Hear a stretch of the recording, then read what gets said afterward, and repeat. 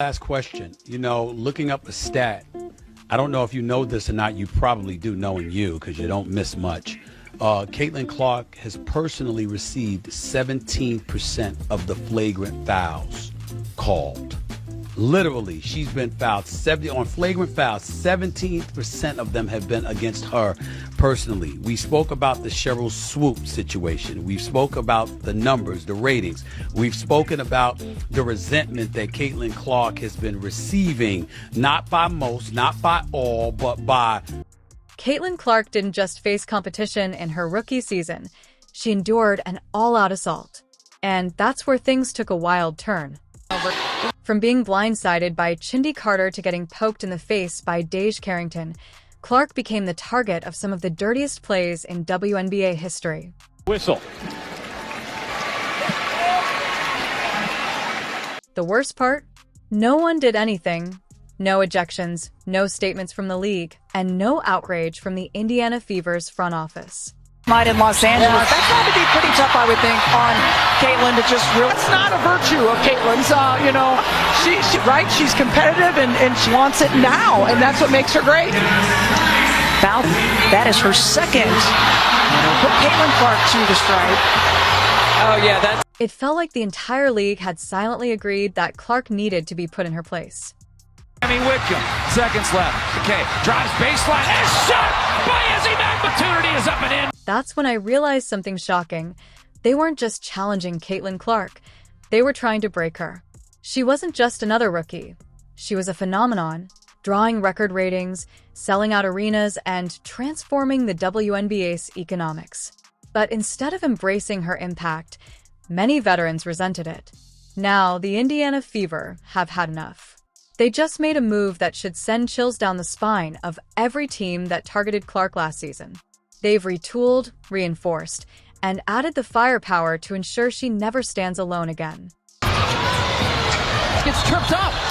Imagine this. Caitlin Clark running the offense, but this time with a squad that not only protects her but punishes anyone who dares take a cheap shot. The Fever's new recruits aren't just talented, they're tough, no-nonsense enforcers who bring size and physicality. Last season, the WNBA let things slide because Clark had no real protection. She endured 17% of all flagrant fouls in the league. One player taking that much damage isn't just tough defense, it's targeting. Yet, the league did nothing. No major suspensions, no rule changes, no serious discussions about player safety. If it were any other star, there would have been outrage. But Clark was left to fend for herself. Yeah, right here. She's trying to she got it right in the face. This season, everything changes. Let's be honest. Caitlin Clark was targeted because the league was jealous of her success. As a rookie, she instantly became the face of the WNBA, outselling every player in merchandise, breaking viewership records, and making people care about the league like never before. She's trying to just get the pass. She got it right in the face, yeah. For years, WNBA players were overlooked, underpaid, and ignored by mainstream sports media. Then Caitlin Clark arrived, and suddenly, the league became a hot topic. Networks paid attention, ticket prices soared, and the spotlight finally shined on women's basketball.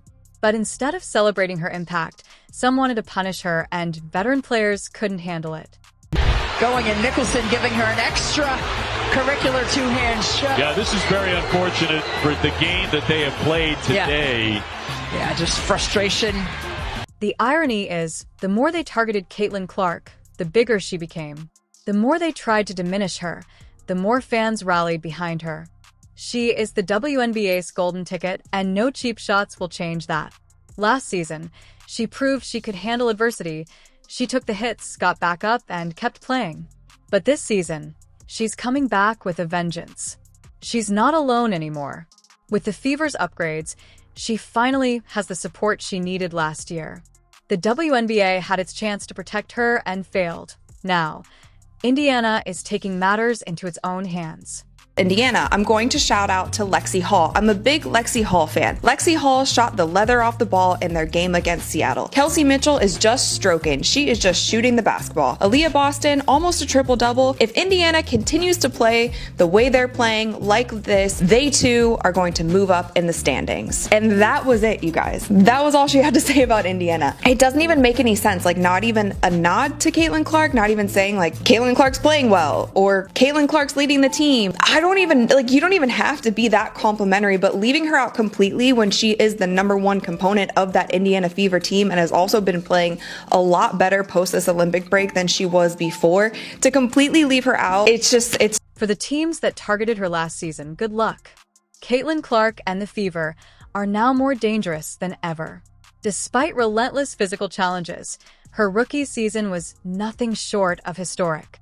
After the Olympic break, she took her game to another level, averaging 23 points per game and breaking multiple long-standing WNBA records. On July 17th, Caitlin Clark set a WNBA record with 19 assists against the Dallas Wings, the most in a single game. She became the first rookie in both WNBA and Indiana Fever history to record a triple-double. Clark also shattered the rookie assist record held since 1998, finishing the season with 232 assists.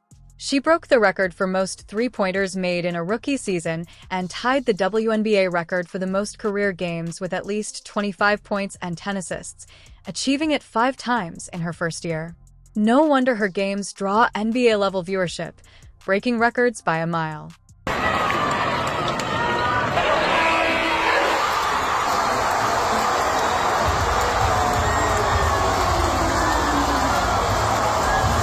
And it doesn't end there. Caitlin Clark's impact went beyond basketball, transforming the WNBA's commercial landscape. Her jersey and merchandise became top sellers, contributing to nearly a third of the league's revenue. The Indiana Fever saw a 182% surge in ticket sales, proof of the Caitlin Clark effect. Yet, despite these successes, the WNBA ended the 2024 season with a $40 million loss. Why? The league failed to fully capitalize on Clark's marketability, a missed opportunity that raises serious questions. Clark pulls off that screen, knocks it down, roll that shot. Pull up 3, at 1. And Clark was most recent. Indiana Fever knew they needed strong leadership to maximize Caitlin Clark's talent, so they made a crucial move, bringing back Stephanie White as head coach. As a former player and coach, White has deep ties to Indiana and a strong understanding of the franchise's culture. During her previous tenure, she led the Fever to a 37-31 record and a trip to the 2015 WNBA Finals, bringing valuable experience to the team.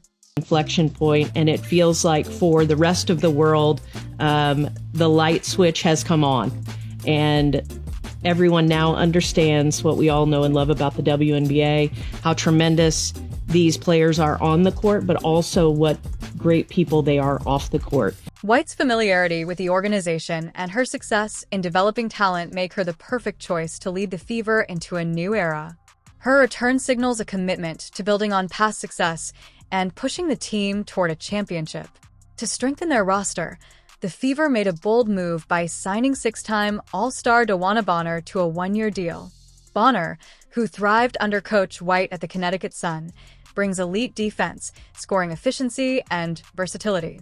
Her championship experience provides veteran leadership, while her presence on the court will create more spacing, giving Caitlin Clark even greater opportunities to run the offense. Players win the ball games, right? You got to give them the freedom, the confidence to believe in their abilities to make those plays, but also a little bit of the structure to help them see the different ways that you can attack. I think we've got to get better on the defensive end of the floor. Certainly, we don't have to make leaps and bounds and go from wherever we are to the top, right? But we've got to continue to get better. We've got to make sure on the days that shots aren't falling that we're able to position ourselves to win ball games. And, I was never a player who played defense. Dunn can attest to that.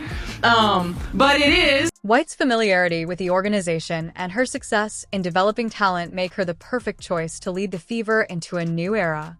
Her return signals a commitment to building on past success and pushing the team toward a championship. To strengthen their roster, the Fever made a bold move by signing six-time All-Star DeWanna Bonner to a one-year deal. Bonner, who thrived under Coach White at the Connecticut Sun, brings elite defense, scoring efficiency, and versatility. Her championship experience provides veteran leadership, while her presence on the court will create more spacing, giving Caitlin Clark even greater opportunities to run the offense. Bonner, the Fever have signed one of the time greats who bring your big game to. Howard's championship experience and leadership will elevate the team's competitive spirit, providing stability in crucial moments. To add toughness and perimeter shooting, the Fever traded for Sophie Cunningham. Known for her fiery competitiveness and sharp shooting, Cunningham brings energy that can ignite the team. Her ability to embrace the gritty aspects of the game while remaining a threat from beyond the arc makes her a valuable dual threat. On my butt about hustling, working hard, do the little things, because the little things going to take you a long way. And when I got the minutes that I played my rookie year, I took every advantage of it, and I'm happy to be back next to her, playing with her and her. Cunningham's presence will discourage opponents from using overly physical tactics against Clark, knowing any such attempts will be met with strong resistance. Everyone's talking about Indiana. Like, obviously in WNBA circles, they must be all talking about, let's add the two slow-footed centers and try play them together. Atlanta Dream. Over, what more people should be talking about is Indiana additions. They're talking about shooters on shooters on shooters. It's going to be tough. With these strategic acquisitions, the Indiana Fever have built a roster filled with proven winners and fierce competitors. This revamped lineup will ease the burden on Caitlin Clark, giving her more freedom to play efficiently. With multiple offensive threats, opposing defenses will be forced to play more honestly, making it less likely for Clark to face constant double teams or excessive physical play. Arrington off the mark as Clark steps into a three. Connecticut, second last in the league in three-point percentage, just under 29%. Clark, they go from deep. The gauntlet to begin her career. No shot is too far away from Stan. She works hard and does. As the Fever gear up for the new season, the blend of seasoned veterans and rising stars makes them a serious contender. Their strategic offseason moves not only protect their star player, but also highlight the franchise's determination to chase a championship. If you enjoyed this video, don't forget to like, share, and subscribe to our YouTube channel.